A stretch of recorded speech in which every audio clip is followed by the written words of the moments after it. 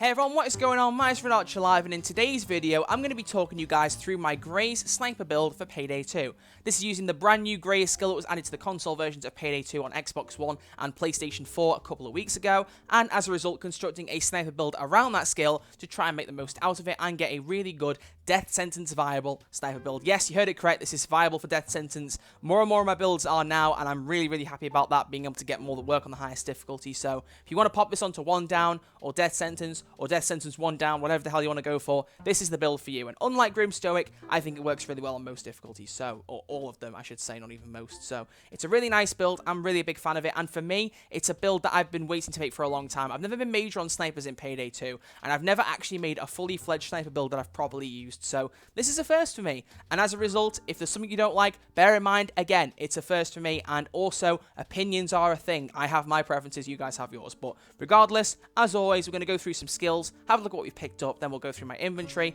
and then swap over to some gameplay and give my final thoughts on the build. As always, you guys are used to how this works by now. So, let's swap over to some skills, talk about what we've picked up, and then we'll go on from there. So, let's move over and see what we've got.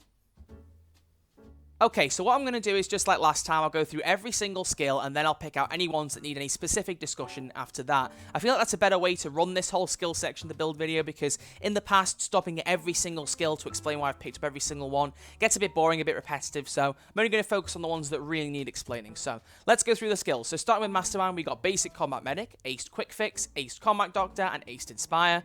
Basic Force Friendship, Aced Stable Shot, Basic Rifleman, Basic Marksman, and then Aced Aggressive Reload and Graze. In Enforcer, we got Basic Resilience, Basic Die Hard, Basic Transporter, Aced Scavenger, Aced Extra Lead, Basic Saw Massacre, and Aced Fully Loaded. In Technician, Basic Hardware Expert, and Aced Steady Grip.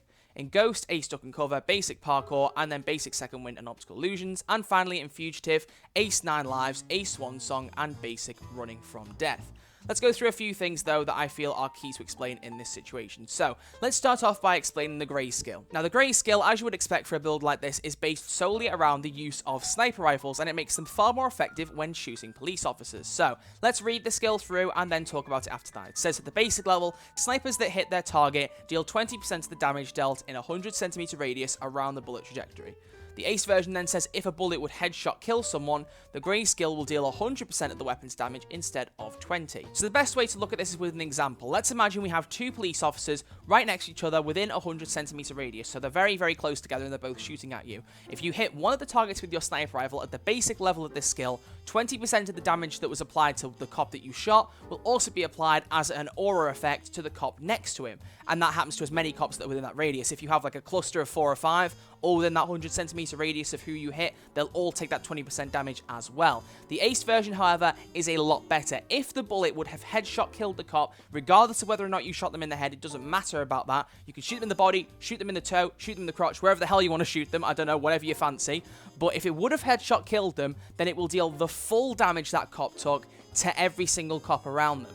It's a really good skill, it's really quite useful, and as you probably guessed by this point, it's especially effective against Captain Winters. But regardless, if you have 2 cops shooting at you, you want to kill one, it will get both of them. If there's a whole herd blocking a doorway, shoot one cop, most of them will die, and you can just run straight past. It is a beautiful skill. It's one of the best skills Payday 2 has at this point. It's really nice, and if you have a sniper build, not having this skill is absolutely ridiculous. You've got to have it for a sniper build. Something as good as this just can't be avoided. So, as a result, to get up to the top of the sharpshooter subtree, we got a few new skills. Skills I don't normally tend to get. I like to get stable shot sometimes for the stability, but never normally ace it. So, a lot of these Rifleman, Marksman, Aggressive Reload, they're based around single-fire weapons, so weapons you can't full auto-fire at enemies. And as a result, you probably guessed by the fact that I've not used these skills before, I'm not a big fan of single auto weapons in any case, really. I prefer to use full auto weaponry. Using single shot, I don't really like too much. I know it gives you good control over recoil, but I'm not really that experienced with it. I don't really want to be. I like the whole full auto thing, and I'm a big fan of the whole set of skills here in Oppressor and Technician for full auto weapons. I think they work a lot better than single shot. However, for a sniper, it's that one case where obviously you can't full auto a sniper. I mean, if you could, you'd be an absolute death machine. But in this case, you know, getting the single shot skill is not only necessary, but you've got no other options, so got to go for them anyway. So some basic stuff just to try and improve it a little bit, being able to move faster whilst using steel sight, also gaining accuracy with sniper rifles, and also a 20% accuracy boost while aiming down sights. I barely pronounced that right there. What am I doing? Aggressive reload is a skill most of you probably seen in other people's build videos, but I've never used. Boost your reload speed a little bit, and then also if you manage to get a headshot, your reload speed will be doubled for the next 4 seconds after that headshot. Really nice skill, helps quite a lot with the sniper that we're going to be bringing. It does have a rather slow reload, so it's something good to bring and something good to keep in mind. In the past, I've already said about the whole Dr. Bag Inspire thing, don't need to go there. Now, I don't think we need to talk about any of the Enforcer skills really that much, apart from saying we brought ammo skills. That's something very useful, and as you can see, we brought those alongside medic skills. So as a result, there are fewer skill points to spend elsewhere. Now, as I've always said with these builds, if there's something you don't agree with, something you do differently, feel free, go out, try to change things around, put skill points elsewhere. Let me know what you think. It's always good to encourage other people's opinions here, but remember, this is my choice, and that doesn't mean that it's necessarily wrong and that someone else is necessarily right. I'll just put that out there because some people still like to say that kind of thing. But regardless, I really like the fact that we've got ammo skills here, and it's for a very specific reason. The sniper rifle that we're using and also the grenade launcher we're bringing with it. Yes, it's a grenade launcher. We're going into that meta, but what am I supposed to do? They work well. Both of them work really well with the boosted ammo capacity and also the faster ammo pickup. So being able to pick up more ammo when you run rounds, especially with a sniper rifle, getting the higher likelihood of getting a sniper bullet works really well. And with these skills, you find that you are running out of ammo a lot less frequently. So I really like it. That's why I've picked it up. In Technician, nothing here to discuss. In Ghost, again, nothing really much to discuss. A little bit of an increased chance to dodge while sprinting because we haven't actually got major dodge skills here. I was going to try and go for a dodge build, low concealment with the sniper I've brought, but I ended up in the end just going for a full-on high detection risk dodge build. We're bringing the Rogue perk deck that gives us 50% dodge chance at base, which I think is good enough for this build. And honestly, beyond that, it would be good to get dodge skills, but obviously we're not quite able to do that. So it is a shame, but it is what it is. We have got the boost here, though, for when we're sprinting and ziplining, so that's something, and something is better than nothing. Got movement skills here as always, reduced chance to be targeted by enemies, just a little skill I thought I'd pick up that I quite liked. And then finally in Fugitive, my two favourite skills in the Revenant Subtree, 9 Lives and Swan Song. Don't need to discuss those, we've been over that multiple times. Running from death works really well. I've already talked about reload speed with aggressive reload, but having that faster reload in whatever case and whatever scenario is really nice. So that's why I thought I'd bring that along. So just a little skill that I like. So anyway, let's now back up into the weapons and have a look at what we brought. So the sniper we're bringing is the Thanatos 50 cal. Now I mentioned this on a stream about a week ago, and some people were saying that I picked the wrong sniper. There were plenty of other snipers I could have picked. Well, what I will say is remember that this is my choice. I'm choosing to bring the Thanatos because I like it, and I think it works really well, especially on death sentence. That's where we're focusing here. That's where I want the most damage to be dealt. So as far as I'm concerned, the Thanatos will kill any enemy with one shot, apart from bulldozers. I'm pretty sure that's accurate now on death sentence, because they've reduced a lot of enemies' health here and there. They've nerfed a few things, buffed a few things, but the Thanatos works beautifully. I really like it, and as you probably might have noticed the last couple of weeks, gameplay in every single video in the last 2 weeks at least, I think, apart from obviously the Grim Stoic build video, has been gameplay from this build. So as far as you can tell, it works really well. I've used it in multiple different heists, and I really like it. So if you want to use a different weapon, I heard people saying the Contractor was very good, or the Lebensauger, I think I pronounced that right. So there are other options you can go into here, and because you're not going for low concealment, you can pretty much do whatever you want with them. So give them a look if you want to, but for my primary, the Thanatos 50 cal, we brought the following attachments. We have the CQB barrel, I'll talk about that in a second. We have the total ammo boost. We have a angled sight, rubber grip, and no sight on the actual sniper rifle itself. Now, as you're probably thinking, why would I bring the CQB barrel when I'm not focused on concealment? Well, honestly, for the first time ever, I think in Payday 2, where it's been that serious, I like it cosmetically. I don't like waving a Thanatos around that has a huge barrel that takes up half my screen. I put this on originally because I was going for a low concealment build and then decided not to in the end, but I never took the barrel off, and I honestly really like it, so I'm keeping it there. If you don't like that and you want to go for the normal barrel, the Tank Buster barrel, whatever you want to pick here, that's totally fine, go for that. That's just my personal preference, and as far as I'm concerned, we still have 100 accuracy, so I don't really mind either way. The boost is total ammo. Now in the gameplay, I only have 19 max ammo, because for some reason, when I was about to record this, I realized I still had a concealment boost, and as I've already said repeatedly, we're not going for concealment, so I literally just swapped that over before I started this video, but it's not exactly such a drastic change that I need to record new gameplay, because I've already done the gameplay, so regardless, I just thought I'd put that in there. But with the actual fully loaded skill, as well as this total ammo boost, we now have an extra mag completely. Rather than having 15 ammo, we've got 20, and I really like that, so something good to bear in mind. For a gadget, I like the fact you can switch between an angled sight and the normal sight. I can, mix between the two. If I want to get long range, I can use the long sight. If I want to get short range, I can switch to the angled sight. It works really nicely, and I like it. The grip just gives us a bit of a boost to accuracy because with the CQB barrel, if you don't have a grip, you end up with 96 accuracy, as you can see. So all you got to do, put a grip on that boosts it back up again, and we're all happy and we're all golden from there. And as you all know by this point, sights are not something I'm a huge fan of in video games. Rainbow Six Siege, Payday 2, games like that where sights can be quite predominant and useful. I prefer iron sights or just very basic things that don't take up the whole load of the screen. I've said it before, but for those of you who are new, that's my explanation. You want a sight on there? Slap one on, go for it, have a good time, but I'm not bringing one on mine. For the secondary, however, we're bringing the compact 40mm grenade launcher. Now, there was a bit of a thought process that went into bringing my secondary weapon. I was going to bring something that was a single-fire SMG. I thought maybe that would work, maybe that would be effective against killing cops on death sentence, and then I tried it out and just really wasn't a huge fan. To me, it felt too forced just to try and bring a secondary that just fit the skills but wasn't actually that good.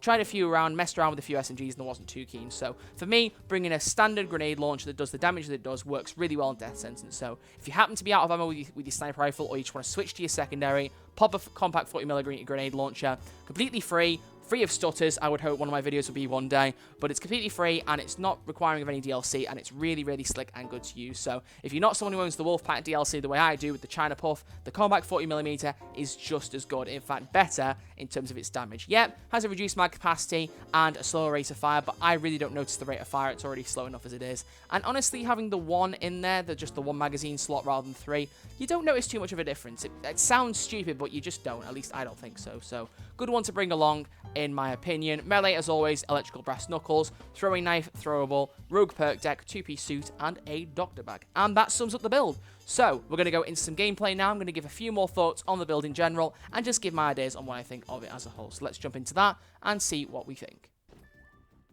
The Graze Sniper Build. Now, as I said in my intro, I'm not really a big fan of snipers, and I've never actually made a fully fledged sniper video up until this point, or a build in general. It's never been something I've wanted to address that much. I mean, even since the dark ages millennia ago, where people would hit the very first quick scopes on Call of Duty, I've never really been a big fan of sniper rifles. Never been something I've been that major on.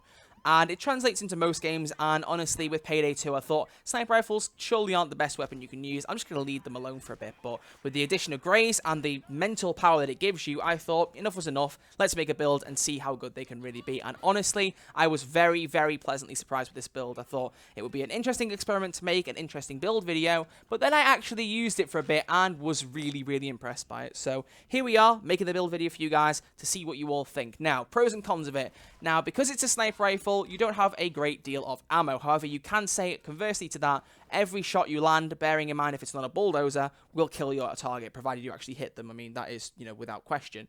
And then the Graze skill, as a result, can actually kill any cops alongside them, provided you have it aced. So you actually get more for your bullet. You get more bang for your buck, as the saying goes. So if you see 3 cops next to each other, you shoot the one in the middle, and the other 2 are close enough, all 3 of them die. So you could say in a way that you have more ammo. It's like ghost ammo almost, where if you'd have kept shooting, you'd have killed the other guys, but, the game went, here you go, I'll kill them for you. It's a really interesting skill, and it's one that I've never seen introduced in a game like this before. And honestly, without this skill, sniper rifle still would not be a big thing for me, because I'd be thinking, well, I haven't got a lot of ammo, got a lot of enemies to kill here, and, got to really think more carefully about what I'm bringing into the build video, and just my builds in general. The secondary of the grenade launcher I already talked about. I know it's a bit of a meta that people always bring grenade launchers on death sentence builds, but honestly, there's a reason for that, because they're probably the best secondary weapon class in the game when you're trying to kill a number of cops, or at least deal a high damage pool to a number of cops on a high difficulty.